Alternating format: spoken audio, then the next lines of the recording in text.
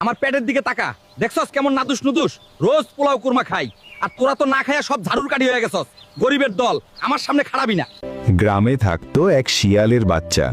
তার অভ্যাস ছিল সারাক্ষণ চাপা মারা আর বড় বড় কথা বলা। একদিন হরিণের বাচ্চা আর বানরের বাচ্চা চুপচাপ বসেছিল।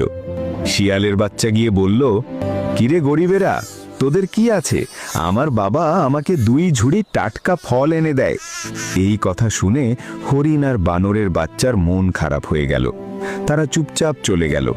বানরের বাচ্চা বাড়ি গিয়ে বাবাকে বলল, বাবা, তুমি আমাকে কেন ভালো ভালো খাবার এনে দিতে পারো না? এই কথা শুনে বানরের বাবা কান্নায় ভেঙে পড়ল। অন্যদিকে শিয়ালের বাচ্চা আসলে মিথ্যা বলেছিল। সত্যি বলতে তার বাবা কোনো দিন এত ফল আনতে পারত না। একদিন সে বাবাকে জোর করে বলল, আমাকে খাবার দাও, না হলে তোকে মেরে ফেলবো। শিয়াল বাবা অসহায় হয়ে কাঁদতে লাগলো।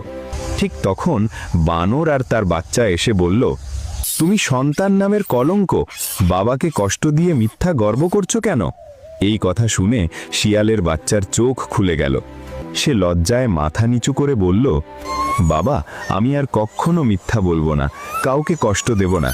সেদিন থেকে সে বদলে গেল, আর সবাই মিলে আনন্দে গ্রামে ঘুরতে লাগলো। মিথ্যা গর্ব সাময়িক সুখ দেয়, কিন্তু সত্য একদিন চোখ খুলে দেয়। বাবা মায়ের কষ্ট দিয়ে পাওয়া সম্মান কখনো প্রকৃত সম্মান হয় না।